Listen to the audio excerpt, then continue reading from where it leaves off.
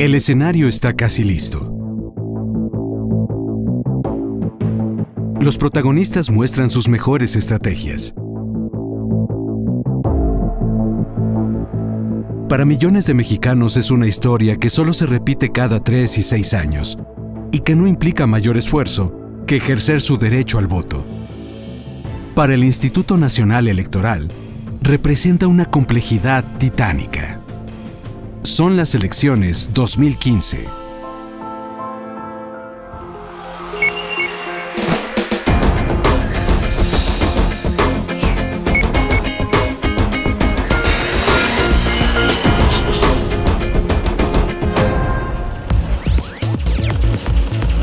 No hay tiempos muertos, no hay días perdidos. La organización avanza en tiempo y forma.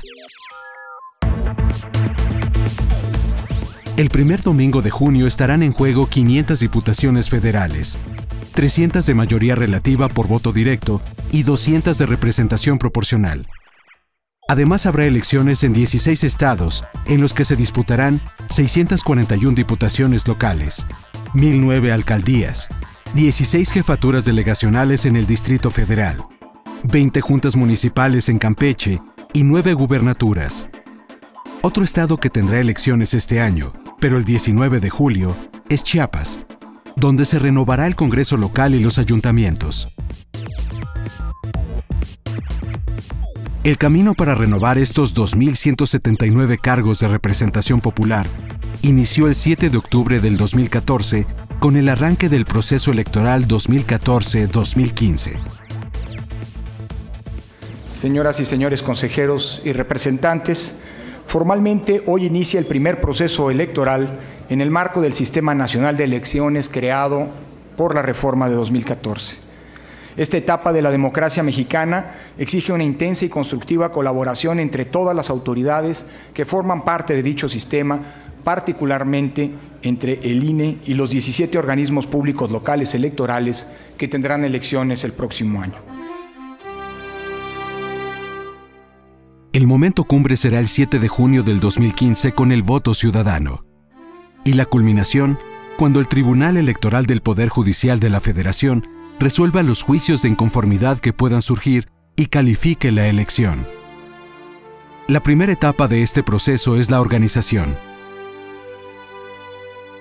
Primero, la organización en sí, que quiere decir tener todo listo para que nosotros, desde el centro, nos comuniquemos con todo el país para que cada uno de los distritos tenga las instrucciones precisas de lo que tienen que hacer el día de la jornada electoral. 1. 2. La parte de capacitación. Para que haya elección necesitamos que haya mesas directivas de casilla. Y eso implica que la capacitación se esté realizando en todo el país de acuerdo con lo que se requiere. Funcionarios de casilla para ser presidentes, para ser escrutadores, para ser secretarios de casilla, y todo eso está en marcha. Tercero, la otra parte de la organización, hay que llevar a cada casilla el paquete electoral con las boletas, con las actas, con la marcadora de credenciales, con la marcadora de boletas. Esta es una marcadora de boletas, es una especie de lápiz, pero es una marcadora de boletas. Hay que producirlos, hay que distribuirlos, hay que hacer el paquete y llevarlos a todo al país para que el ciudadano a la hora de marcar la boleta tenga un documento certero que nadie pueda confundir de cómo marcó la boleta. Todo esto es organización electoral. Vamos bien. El reto es mayor cuando hay cifras históricas en la competencia. 10 partidos políticos nacionales y 22 candidatos independientes. Nuevas reglas para los competidores. Más atribuciones para el Instituto Nacional Electoral. La coordinación de 32 organismos públicos locales electorales. Una fiscalización más efectiva de los recursos otorgados a los partidos. La elaboración y distribución de materiales electorales homogéneos en todo el país. A esto hay que sumar la búsqueda, capacitación y organización de un elemento determinante, la participación ciudadana, 83.5 millones de electores potenciales. De ellos, Más de 10,5 millones participan activamente en capacitación, supervisión y como funcionarios de casilla. Es una elección ciudadanizada. Bueno, en México, a diferencia de otros países donde la organización de las elecciones recae en el gobierno, en el poder ejecutivo, nuestra historia nos llevó a construir autoridades electorales autónomas. ¿Qué quiere decir? Que en sus decisiones no interviene el gobierno y no intervienen con voto los partidos políticos. En el Instituto Federal Electoral, a partir de 1996, lo que existió fue un consejo presidido por un consejero presidente nombrado por la Cámara de Diputados, al igual que los demás consejeros, que eran los únicos con voto para tomar determinaciones, y además el acompañamiento de los partidos políticos solo con voz. Este modelo se replicó en las entidades federativas y permitió pues avances muy importantes en la vida política de México. Estas características son una garantía de que cada voto será contabilizado de manera transparente. Yo creo que esa es la parte más importante de nuestra organización, realmente es la parte ciudadana.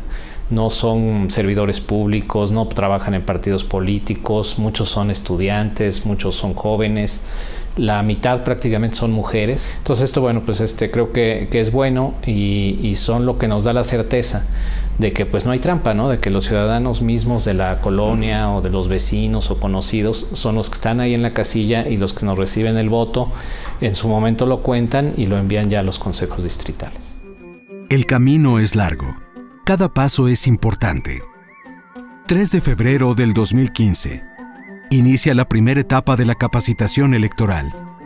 El Consejo General del INE determina, por sorteo, que los ciudadanos nacidos en enero y cuyo apellido paterno empieza con la letra B, serán quienes integren las mesas de casilla. 6 y 7 de febrero. Las 300 juntas distritales ejecutivas, también por sorteo, seleccionan a 10,862,487 ciudadanos, que se encargarán de recibir, contar y registrar los votos, 2,5 millones más que en las elecciones de 2012. 9 de febrero. A partir de esta fecha, son notificados para su capacitación y para definir a los que serán funcionarios de casilla. Un ejército de supervisores y capacitadores los visita para confirmar su aceptación.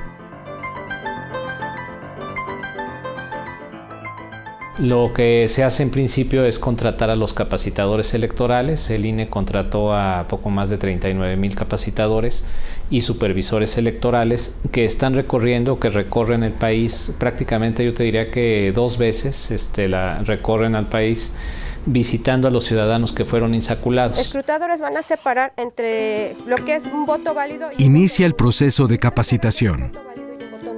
Voto nulo. Voto nulo.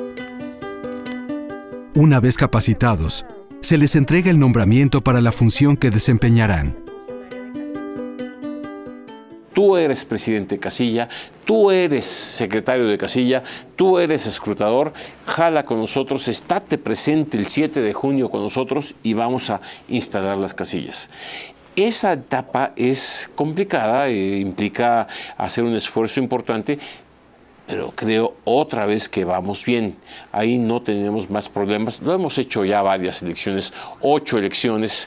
Creo que vamos en buen camino para volverlo a hacer con éxito en este año.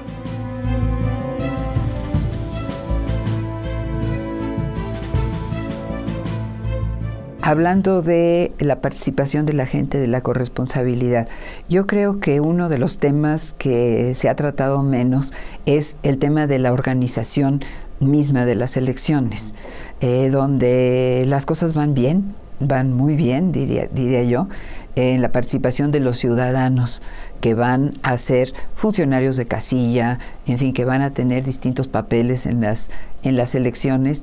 La responsabilidad también de los partidos políticos aquí, en los representantes de partido, en las casillas, etcétera.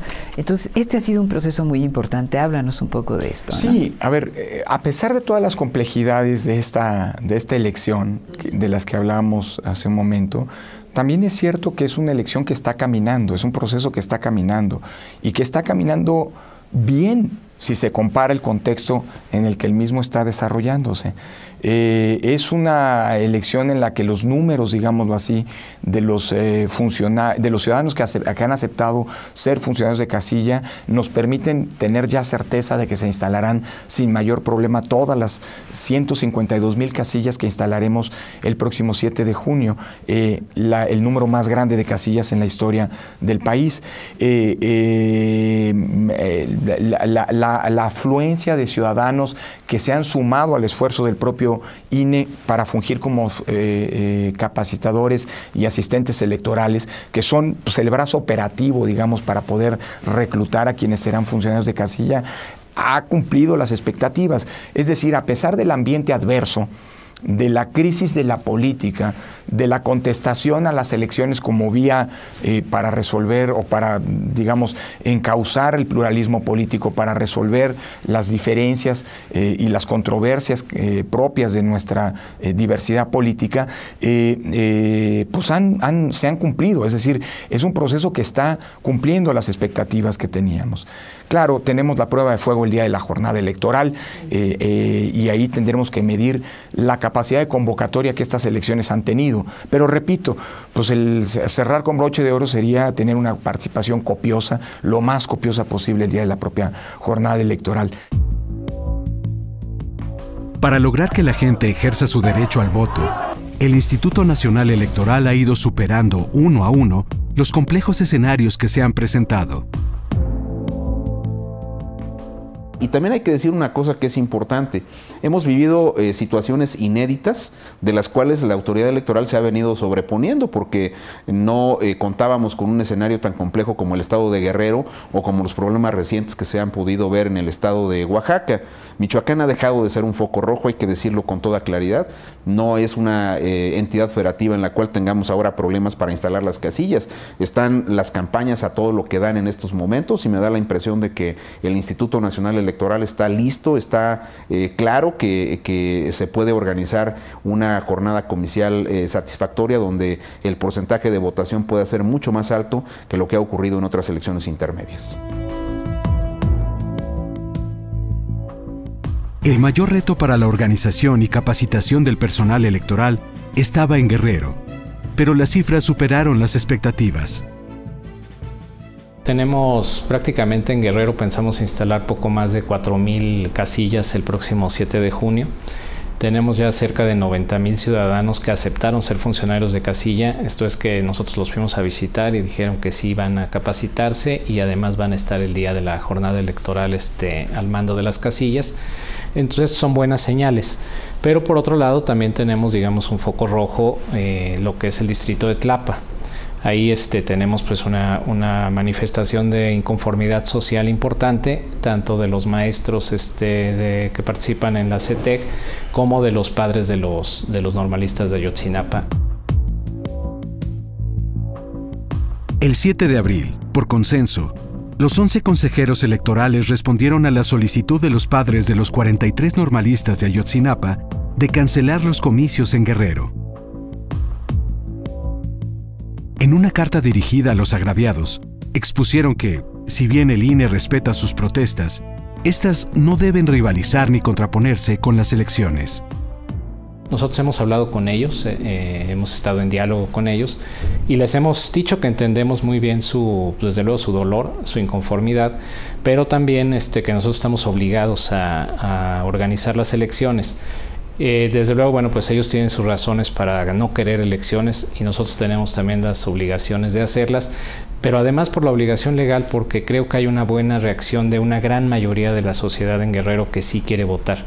Entonces creo que ahí el derecho, nosotros debemos de resguardar ese derecho fundamental de la gente que sí quiere votar, de participar en las elecciones, y lo que pedimos es simplemente de que se haga una situación de respeto, que la gente que quiera votar vote y los que no quieran votar por alguna razón que también nosotros respetamos, pues que no voten, ¿no? Pero creo que lo mejor es darle la oportunidad a la gente que sí quiera participar a que participe. Mientras tanto, en Oaxaca, Michoacán y el norte de Tamaulipas, como en el resto del país, se trabaja de manera regular, aunque se han tomado previsiones para garantizar la seguridad. En todas estas secciones que les llamamos especiales, nosotros tomamos medidas de alguna forma extraordinarias para no arriesgar a los capacitadores electorales que han estado visitando estos territorios, como también, desde luego el día de la jornada electoral, pues no arriesgar a los funcionarios de casilla y mucho menos a los ciudadanos que vayan a ir a votar. Entonces, para esto estamos en pláticas constantemente con autoridades locales de los gobiernos de los estados y también con las autoridades federales que nos han garantizado que pues ese día va a haber calma y la gente va a poder salir a votar. Los materiales electorales están listos. Documentación, boletas, urnas, portaurnas, líquido indeleble, marcadores y mamparas. La mampara que ustedes pueden ver ahorita muestra cómo está establecida para que en cada casilla haya una mampara como esta, en donde el ciudadano se mete al interior de la mampara y en su soledad decide por quién votar. Ese es un primer elemento importante. ¿Cuál es el siguiente paso? Hay personas que no pueden votar en una mampara porque están en una silla de ruedas, porque además diseñamos una mampara especial, una mampara que les permite a los ciudadanos que van en silla de ruedas votar en secreto. Tercero, las urnas. Las urnas tienen que ser transparentes. Lo hemos discutido una y otra vez. Y ustedes pueden ver la urna en la cual, pues, obviamente cada vez más son más transparentes. Pero añadimos una cosa, un portaurnas, que es... ¿Qué nos pasaba antes? Las urnas había que ponerlas en las sillas, en las mesas.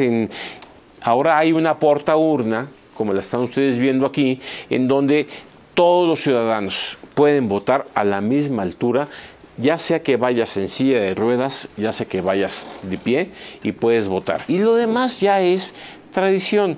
Tenemos marcadoras, tenemos el líquido indeleble, muy importante el líquido indeleble. ¿Por qué? Porque nos van a poner a la hora de votar un líquido aquí. Ojo, este líquido no debe manchar. Es un líquido que va a hacer una reacción química con nuestra piel. Y cuando termine la reacción química, que va a tardar unos 10-15 segundos, entonces se va a marcar de negro. No les pidan a ustedes que le marquen mucho. No. Es el líquido el que va a hacer una reacción química con su piel y marcar que ustedes ya votaron.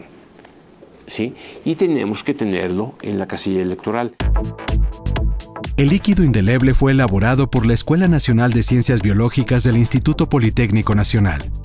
Esta institución ha producido la tinta indeleble para los procesos electorales en México desde 1994, cuya experiencia ha sido exitosa. Otra de las novedades importantes es la casilla única. Antes se instalaba una casilla para votar a nivel federal y del otro lado se instalaba una casilla para votar a nivel local. El gran cambio de este año es que las dos casillas se funden en una sola, lo que llamamos casilla única. Entonces, aquí tenemos 4 funcionarios, aquí tenemos otros 4. Vamos con una casilla de 6 funcionarios, recibir la votación de las dos partes, la elección local y la elección federal. Y esto implica capacitar a estas 6 personas que estarán en la casilla única con más habilidades. Ya ellos sabrán que no nada más es contar los votos federales, sino también contar todos los votos locales. Y hay que acatar las leyes locales y las leyes federales.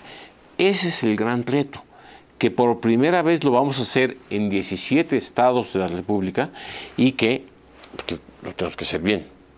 Y ese es el gran reto para este año. En las urnas de estas casillas únicas serán depositadas, una a una, boletas electorales como estas.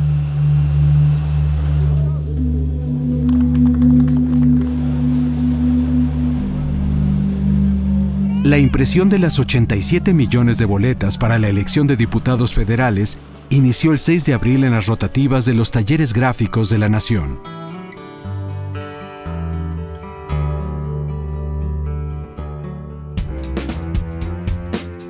Los organismos públicos locales electorales de las 16 entidades donde también habrá comicios locales están haciendo lo mismo. Mediante convenios de colaboración, algunos solicitaron a los talleres gráficos de la nación la impresión de sus boletas, mientras que otros las mandaron imprimir en empresas autorizadas. Hay que resaltar que el número de boletas impresas en cada entidad varía de acuerdo al número de electores de la lista nominal y al tipo de elecciones concurrentes. Por ejemplo, el Distrito Federal, donde la lista nominal es de más de 7 millones de electores y se elegirán diputados locales y jefes delegacionales, se imprimirán alrededor de 20 millones de boletas. Nuevo León, con una lista nominal de 3 millones y medio de electores. Se elegirá gobernador, diputados locales y alcaldes. Ahí se elaborarán más de 10 millones de boletas. Mientras que Tabasco, con más de 1 millón de ciudadanos y elecciones para diputados locales y alcaldes, se imprimirán más de 10 millones de boletas. Todos los materiales estarán en tiempo y forma en las casillas de los 300 distritos electorales. El esfuerzo es llevar a toda la República, a 151,000 espacios, todos estos materiales para que la ciudadanía pueda votar en libertad, en tranquilidad. 7,884 elementos militares y 745 vehículos del Ejército Mexicano resguardarán el traslado de la papelería electoral en las 16 entidades y en los 300 distritos electorales. Así lo establece un acuerdo firmado entre el Instituto Nacional Electoral y la Secretaría de la Defensa Nacional.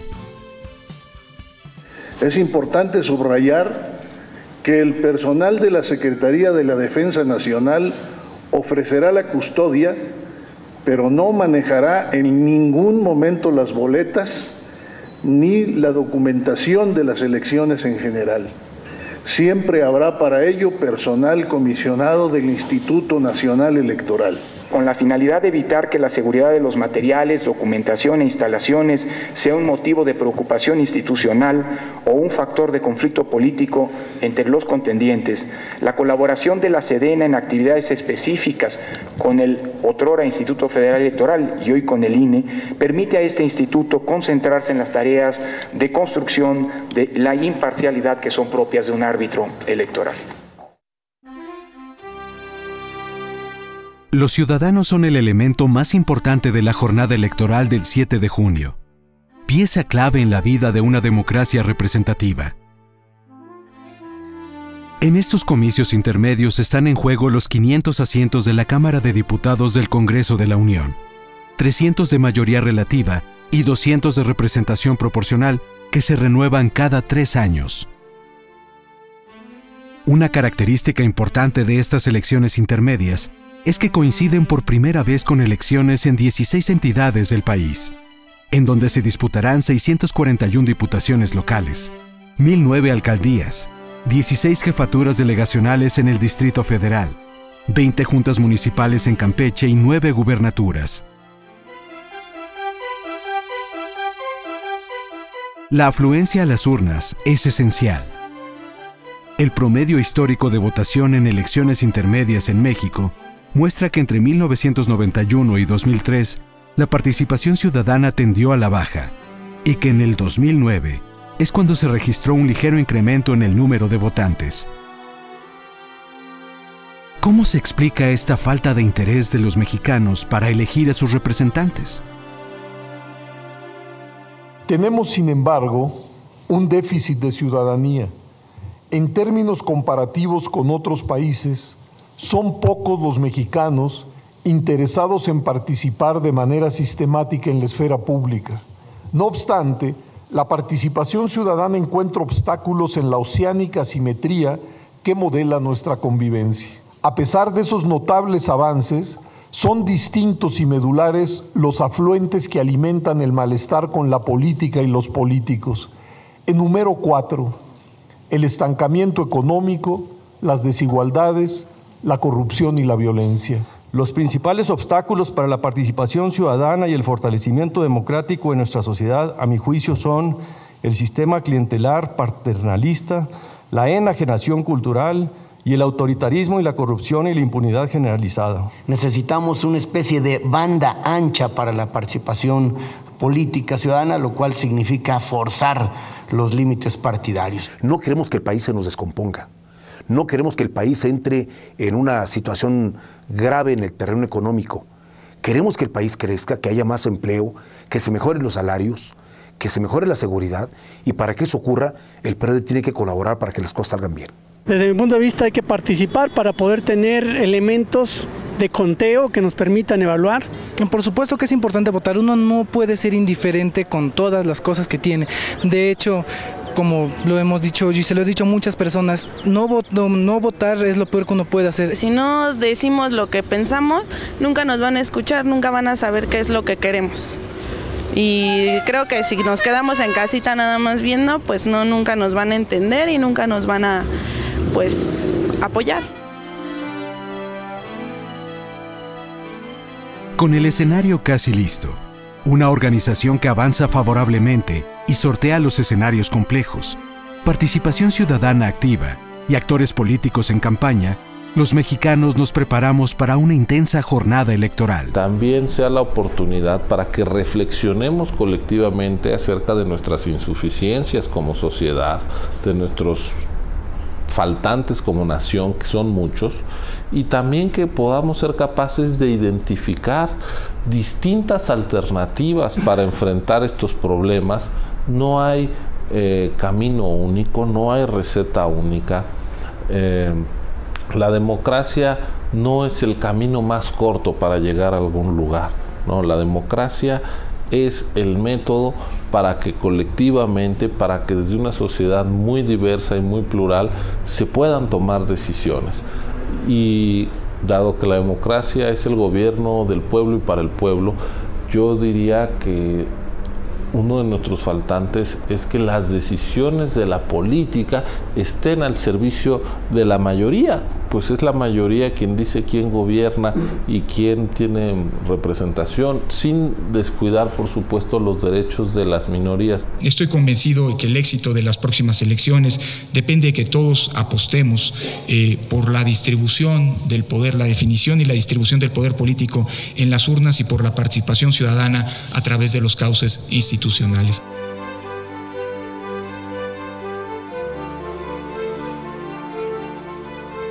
Ante un panorama de contrastes definidos, el reto para partidos y autoridades electorales es lograr una amplia participación ciudadana a las votaciones del domingo 7 de junio.